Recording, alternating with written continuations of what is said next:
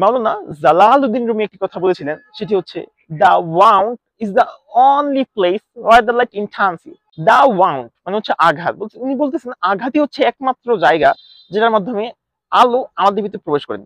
উনি আলো বলতে আমাদের জীবনে প্রজ্ঞা, জ্ঞান ভিতরে প্রবেশ করাকে বুঝিয়েছেন।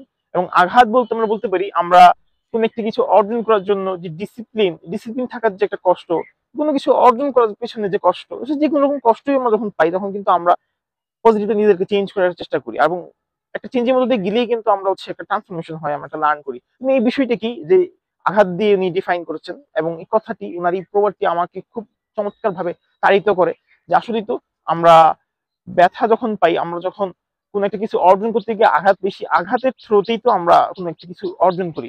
এবং পিবি শেলিও কিছুটা এরকম কথাই বলেছেন। উনি বলছেন যে if winter comes can spring be far behind.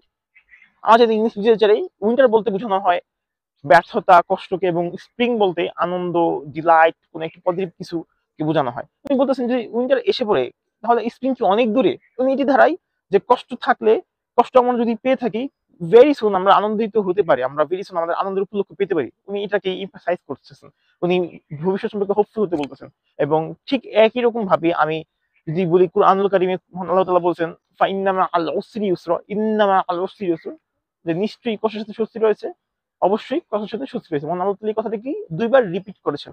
তো আমি মহান আল্লাহ তাআলার এই কথাটি, পিবি শেলীর কথাটি, এবং মাওলানা জালালউদ্দিন রুমির এই কথাটিকে, এই ৩ টি কথাটিকে মনে হয় যে এক সুরে গাঁথা।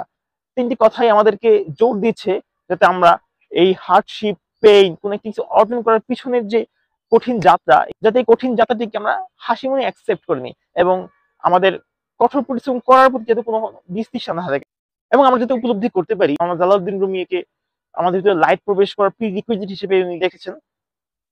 তো এই বিষয়টি, এই এক্সপেরিয়েন্সটি, এই অনুভূতিটি আপনাদের সাথে শেয়ার করলাম।